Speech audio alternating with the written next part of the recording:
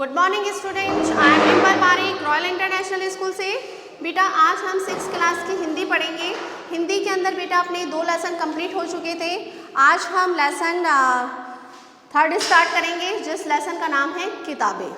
Okay बेटा, तो किताबें लेसन पढ़ने से पहले हम उसके जो लेखक हैं अर्थात जो कवि हैं उन कवि के बारे में जानकारी ले लेते हैं। तो बेटा जल्दी से पेज नंबर 32 निकालिए। 32 पे लेखक जो हैं कवि जो हैं उनके बारे में बताया गया है। इसके जो लेखक हैं वह सरफत हाशमी। क्या नाम है उनका? सरफत हाशमी।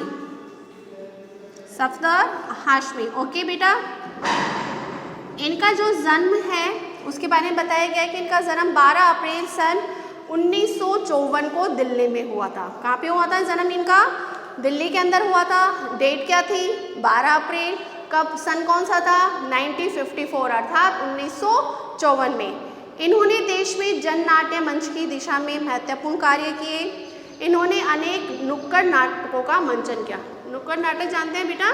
आपने देखा होगा आपके गली मोहल्ले के अंदर कई बार कुछ लोग आते हैं और एक प्ले नुमा कुछ आपको बात उससे यानी कि कुछ ज्ञानवर्धक बात भी आपको समझाते हैं, लेकिन वो प्ले के द्वारा अर्थात नाटक के द्वारा। तो ऐसे जो नाटक होते हैं वह नुक्कड़ नाटक कहलाते हैं और कई नाटक जो होते हैं वह रंगमंच पर भी खेले जाते हैं। जो इनकी लोकप्रियता का प्रमुख कारण रहे हैं वे गीतकार तथा अभिनेता भी हैं। ये क्या है?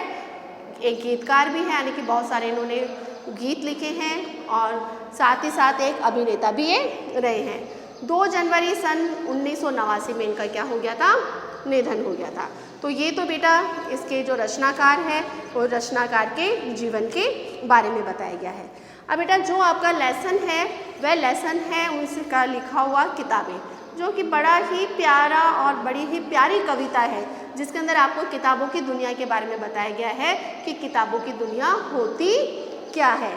तो स्टार्ट करें हम ये लेसन पढ़ना। देखिए थोड़ा सा पढ़ते हैं अपन इसको। किताबें करती है बातें बीते ज़माने की, दुनिया की, इंसानों की, आज की, कल की, एक एक पल की, खुशियों की, गमों की, फूलों की, बमों की, जीत की, हार की, प्यार की, मार की। क्या तुम नहीं सुनोगे इन किताबों की बातें? किताबें कुछ कहना चाहती है, तुम्हारे पास रहना चाहती है। किताबों में चिड़िया चहचहाती है, किताबों में खेतियाँ लहराती है, किताबों में झरने गुनगुनाते हैं, परियों के किस्से सुनाए जाते हैं। किताबों में रॉकेट का राज है, किताबों में साइंस की आवाज़ है।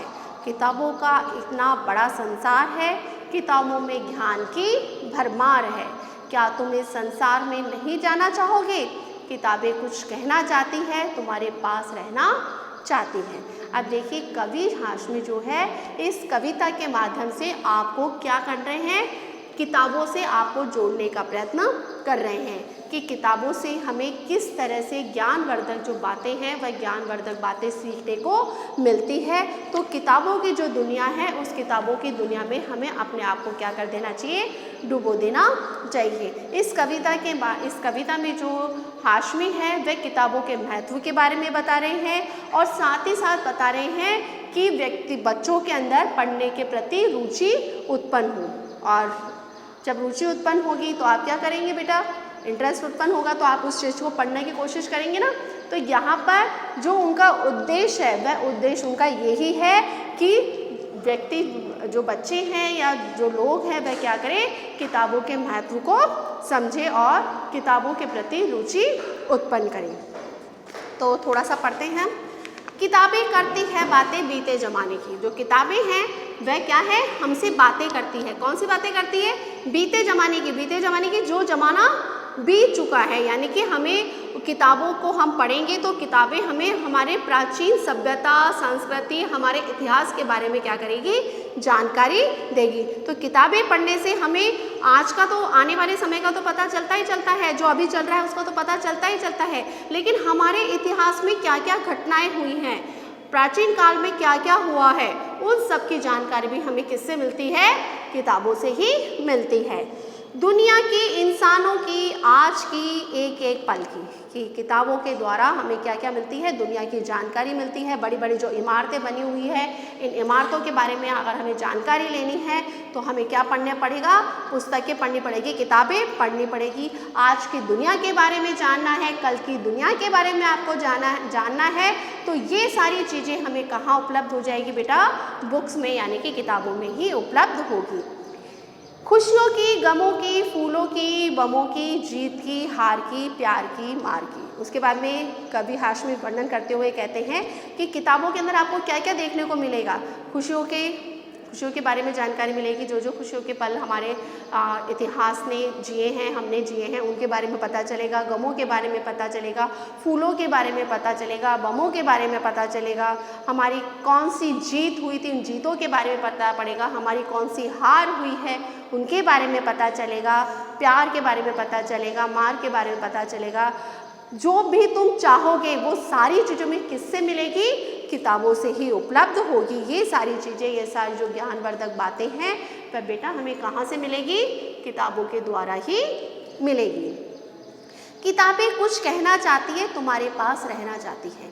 कवि वर्णन करता हुआ क्या कह रहा है कि किताबें आपसे कुछ कहना चाहती है और आपके पास में क्या है, रहना चाहती है, कि जिससे कि आपको क्या हो, ज्ञानवर्धक बातें सुनने को मिले और आप क्या करें, उन ज्ञानवर्धक बातों पर अमल करें और आगे की तरफ बढ़े, अर्थात प्रकृति के शिखर पर चले। तो किताबें आपसे बहुत कुछ कहना चाहती है। ओके बेटा, आज के लिए हम इतना ही पढ़ते हैं। आगे का इसका जो एक भाग है वो हम कल पढ़ेंगे। अब बेटा होमवर्क की तरफ चलते हैं। होमवर्क में आपको क्या करना है, जो ये लेखक है, कवि है, इन कवि के हाशमी जो कवि है, इनके जीवन परिचय के बारे में अच्छी तरह से आपको पढ़ना है और इस साथ ही साथ आपको नोटबुक में भी कंप्लीट करना है। इसके अलावा जो मैंने अभी ये भाग जो इसका पढ़ाया है ना, इस बात का जो सारांश है वह अर्थात सारांश का मतलब यहाँ पर सारांश नहीं, आप इसका क्या करेंगे, हिंदी अनुवाद लिखेंगे, जितनी मैंने आपको आज कविता समझाई है। ओके बेटा, आज के लिए इतना ही।